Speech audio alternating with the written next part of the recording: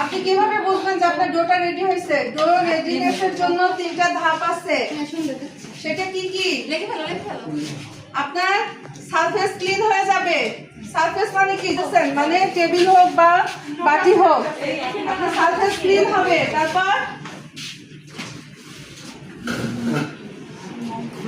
Clean হবে, এটা হচ্ছে প্রথম ধাপ। দ্বিতীয় ধাপ কি? মসৃণ হবে। মসৃণ হবে না? আপনার ডোটা অনেক সুন্দর মসৃণ হবে বা শাইনি হবে। আপনার সেকেন্ডারি কি?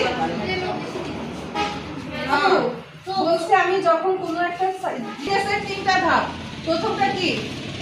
1 নম্বর হচ্ছে সারফেস ক্লিন হবে, মানে আপনার পাত্রটা ক্লিন হবে, হাতও ক্লিন হয়ে যাবে, হাতে আর লাগবে না। দ্বিতীয়টা কি? ডোটা মসৃণ হবে। আপনি যখন ডোটাকে এভাবে ঘুরায় ঘুরায় বল আকারে করবেন তখন দেখবেন উপরটা সুন্দর মসৃণ হয়ে যাবে। 3 নম্বর হচ্ছে উইন্ডো টেস্ট। এভাবে পাতলা করে ধরবেন, এই পাশ থেকে ওই পাশে হাত দেখা যাবে, মানে অন্তত দেখা যাবে যে এটা হাত, ওটা জানালা, ওটা গাছপালা, এরকম দেখা যাবে, বাট মাঝখানটা ছিঁড়ে যাবে না।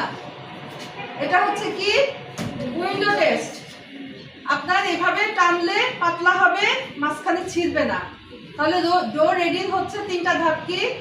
সারফেস ক্লিন হবে, সারফেস মানে আপনি পাত্রও লিখতে পারেন বা জায়গা লিখতে পারেন। হ্যাঁ, পাত্র এবং হাত ক্লিন হবে, পরিষ্কার হবে। 2 নম্বর হচ্ছে মসৃণ হবে। 3 নম্বর উইন্ডো টেস্ট, মানে পর্দা আকারে হবে আর কি। এক কথায় পর্দা আকারে কি বলা যায়, বাংলাটা কঠিন। অপর পাশ, এক পাশ থেকে অপর পাশ দেখা যাবে, কিন্তু ছিঁড়বে না। এটা হচ্ছে আপনার ব্রেডের জন্য পারফেক্ট হচ্ছে ডো। তবে হাত দিয়ে যখন আমরা করি অতটা পারফেক্ট আসলে করা খুব কঠিন। এটা যখন আপনার মেশিনে করবেন, ডো মিক্সারে করবেন, খুবই সুন্দর হয় এটা। বুঝছি? মনে থাকবে?